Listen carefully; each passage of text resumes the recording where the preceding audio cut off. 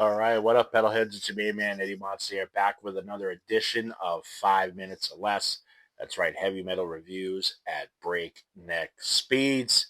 We've got a good one for all of you today, but before we get into that, I just want to remind all of you to please hit that subscribe button. That's right, subscribe to the channel. I try to come up with as much content as humanly possible.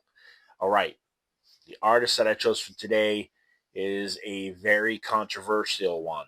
He's been controversial since he first came out and has been kind of going through different waves of his career.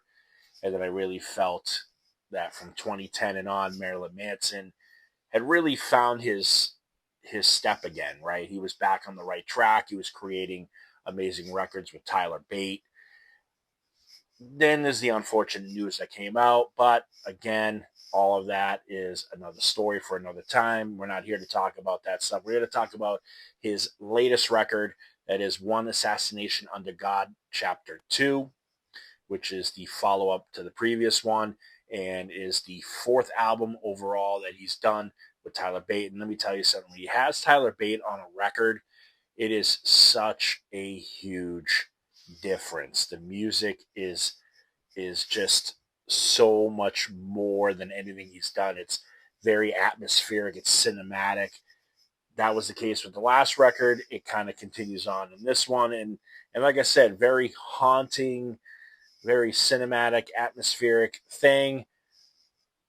And it continues on in this record. First track on Alive, you get that kind of feel, but when then we get to the chorus, it's a little bit of a throwback to old school Marilyn Manson, and I love it.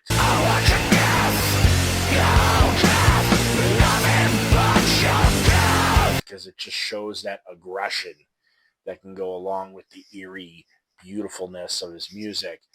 They do the same thing with Front Toward Enemy, as that very, it paces itself, and then, that very 90s-esque Manson thrown in your face. Exit Wound might just be my favorite freaking Manson song in a very, very long time. I just think it's awesome. Can't stop the bleeding, I'm not healing soon. Can't stop the bleeding, I'm not healing soon. Right? The rest of the album has its highlights, and it goes with its ups and downs, with songs that are cool and others that are like, all right. Don't Answer the Door is a track that's about being able to understand the fact that you can't stop the chatter, right? People are going to chatter all the time. The key is to just not open the door, right? And then there's All the Vilest Things, which to me is a track that is all, in my opinion, it's him saying, you've tried to cut me down to size.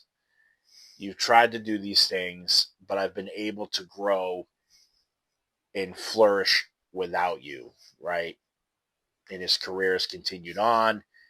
And that's the overall gist of this record. Now, he has stated that he has gotten very, very personal with these albums, and it's no surprise. Manson's always kind of done that with almost all releases. Will do stuff where he's trying to be a little controversial, but he does get very personal. I mean, we saw it.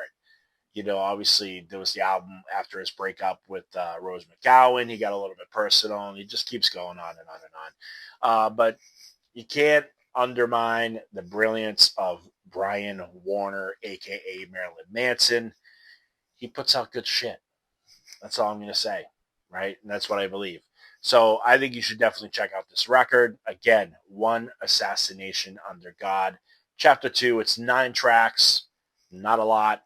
And it's very, very cool in my opinion. I gave it 4.6 stars out of 5 for a final grade. I definitely think you guys should check it out.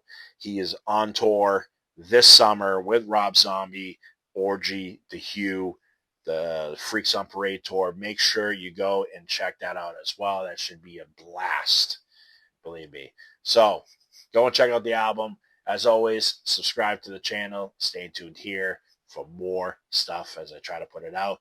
And as always, stay metal.